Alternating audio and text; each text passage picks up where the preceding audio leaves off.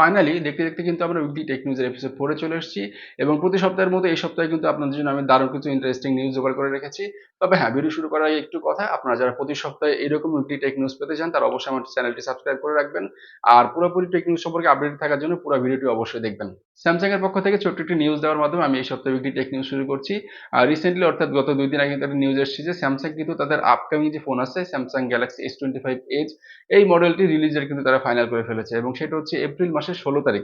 এটার সাথে আরেকটু অ্যাড করে রাখি, স্যামসাং কিন্তু S25 এজ যে ফোনটি আসতে যাচ্ছে সেটা কিন্তু আসলে প্রথমেই মাস প্রোডাকশনে তারা নিয়ে যাবে না। তারা হয়তো শুরুতে একটা অ্যামাউন্ট জানাইছে যে 40,000-এর মতো ইউনিট তারা প্রোডাকশনে নিয়ে যাবে। নেক্সট আপডেট আছে ভিভোর পক্ষ থেকে ভিভো X200 আলট্রা নিয়ে। তো রিসেন্ট একটা নিউজ এসেছে যে ভিভো কিন্তু রিসেন্টলি ফুজি ফিল্মের সাথে একটা কন্ট্রাক্টে গেছে তাদের আপকামিং যে ফোন আসছে ভিভো X200 আলট্রা, এইটার ক্যামেরা কোলাবোরেশন নিয়ে। অর্থাৎ আমরা হয়তো ভিভো X200 আলট্রাতে ফুজি ফিল্মের সাথে কোলাবোরেশনের মাধ্যমে এক্সট্রা অর্ডিনারি কোনো একটা ক্যামেরা এবার দেখতে পারি। রিসেন্ট যদি আরেকটা টপিক নিয়ে কথা বলি, আমরা কিন্তু শাওমিকেও দেখছিলাম একইভাবে লাইকার সাথে একটা কোলাবোরেশনে যেত। আশা করা হচ্ছে এরকম হয়তো ভিভোর সাথে আমরা ফুজি ফিল্মের কোনো একটা কোলাবোরেশন এবার দেখতে পাবো। গুগল পিক্সেল 9a মডেলের লিক কিন্তু ভাই রিসেন্টলি সামনে চলে আসছে এবং এই লিক ভিডিওর কথা যদি আমি বলি, এটাতে আসলে খুব বেশি ইনফরমেশন যে রিভিল হয়েছে তা না, তবে যতটুকু বোঝা যাচ্ছে যে হয়তো বা গুগল পিক্সেল 9a তে আমরা এবার দুইটি ক্যামেরা এবং হ্যাঁ, এটার ব্যাক ডিজাইন কিন্তু পলিকার্বনেটেড ডিজাইনই আমরা দেখতে পারি এবার বরাবরের মতোই, যেহেতু তারা এই বাজেট রেঞ্জে কিন্তু এই রকমের ডিজাইন দিয়ে থাকে। আর একটা কথা এখানে জানিয়ে রেখে, আমি কিন্তু আমার লাস্ট উইকের যে টেক নিউজ কভার করছিলাম সেখানে আপনাদেরকে জানিয়েছিলাম যে গুগল পিক্সেল 9a হয়তো এই মার্চ মাসে রিলিজ হবে। তো দেখা যাক, এখনো কনফার্মেশন কোনো কিছু আসে নাই, হয়তো এই মাসে হইতে পারে অথবা আমরা হয়তো নেক্সট মাসে অর্থাৎ এপ্রিলে পেয়ে যাবো ফোনটি মার্কেটে। ফাইনালি কিন্তু নাথিং তাদের 3a সিরিজের ফোনগুলো লঞ্চ করে ফেলেছে। যারা আমার টেক নিউজ ফলো করেন তারা জেনে থাকবেন যে এটা মোটামুটি যে স্পেক্স আছে আমি কিন্তু আগে ওইগুলো কভার করেছি। তারপর আমি আরেকটু শর্টে আপনাদেরকে জানিয়ে দিচ্ছি এই ফোনগুলোর স্পেক্স গুলো কি কি। নাথিং 3a সিরিজে কিন্তু 50 মেগাপিক্সেলের শেক ফ্রি মেইন ক্যামেরা আছে এবং সাথে কিন্তু 50 মেগাপিক্সেলের একটা টেলিফোটো ক্যামেরা আমরা পাচ্ছি এখানে, এবং 8 মেগাপিক্সেলের আলট্রা ওয়াইড ক্যামেরা থাকবে। নাথিং 3a পুরোটাই কিন্তু আমরা মোটামুটি সেম এক্সপেক্টই দেখতে পাবো। আর প্রসেসর হিসেবে যদি বলি, এই দুইটি ফোনে কিন্তু আমরা এবার প্রসেসর হিসেবে স্ন্যাপড্রাগন 7s Gen 3 প্রসেসর পাচ্ছি। ডিসপ্লে হিসেবে দুইটি ফোনটিতে কিন্তু 6.77 ইঞ্চির অ্যামোলেড ডিসপ্লে ইউজ করা হয়েছে।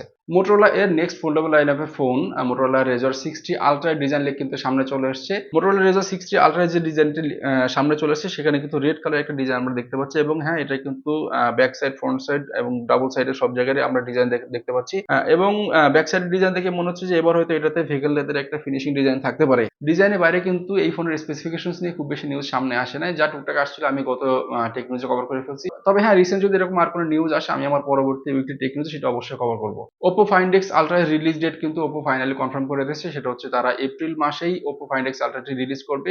তো রিসেন্ট কিন্তু রিউমার আসছিল যে এই মার্চ মাসে হয়তো লঞ্চ হতে পারে, কিন্তু না, তারা কিন্তু ফাইনালি নিজে থেকে কনফার্ম করে দিয়েছে যে এটি এপ্রিল মাসে তারা লঞ্চ করবে। স্যাম অল্টম্যান, যিনি হচ্ছে ওপেন এআই সিইও, তিনি রিসেন্ট একটা টুইটের মাধ্যমে জানিয়েছেন যে চ্যাট জিপিটির নেক্সট ভার্সন অর্থাৎ চ্যাট জিপিটি 4.5 কিন্তু রেডি আছে এবং খুব দ্রুত হয়তো এটি তারা রিলিজ করবে।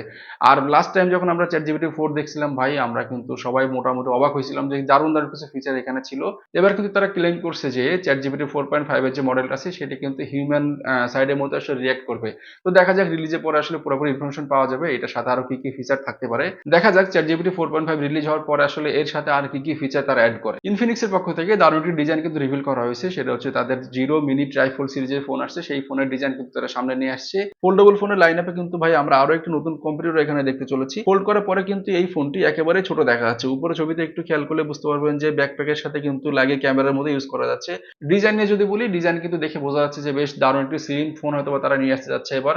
এবং আমরা কিন্তু রিসেন্ট টাইমে দেখছি যে ভাই আরো নতুন নতুন কোম্পানি থেকে নতুন নতুন ট্রাইফোল্ড সিরিজের ফোনগুলো লঞ্চ করার প্রস্তুতি নেওয়া হচ্ছে। তো দেখা যাক ফোল্ডেবল ফোনের মার্কেটে আসলে কম্পিটিশনের দিক থেকে কে এগিয়ে থাকে।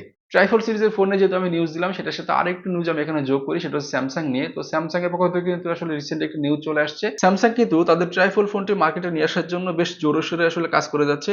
স্যামসাং এর ট্রাইফোল্ড সিরিজের ফোনে কিন্তু স্পেসিফিকেশন বলেন বা হচ্ছে এটা ডিজাইনে কিন্তু তেমন কোনো ইনফরমেশন সামনে আসে নাই। হালকা পাতলা কয়েকটা হচ্ছে যে আপনার ডিজাইন লিক সামনে আসছিল, আমি কিন্তু সেগুলো আগে কভার করছি আমার টেক নিউজগুলোতে।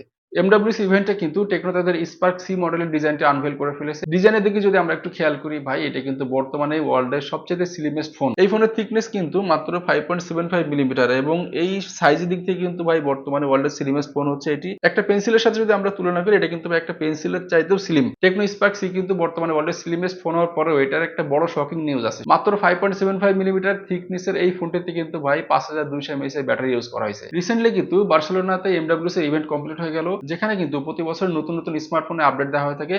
শুধুমাত্র স্মার্টফোন না, সাথে সাথে আসলে টেক ওয়ার্ল্ড অনেক কিছু এখানে কভার করা হয়। তো এই 25 সালে এমডব্লিউসি ইভেন্ট নিয়ে আমি একটি ডেডিকেটেড ভিডিও বানাবো, যেখানে এই ইভেন্টের পুরো ডিটেইলস গুলো আমি সেখানে কভার করব। তো এই ছিল এই সপ্তাহে টেক নিউজ। দেখা হচ্ছে পরবর্তী সপ্তাহে নতুন একটি টেক নিউজ নিয়ে।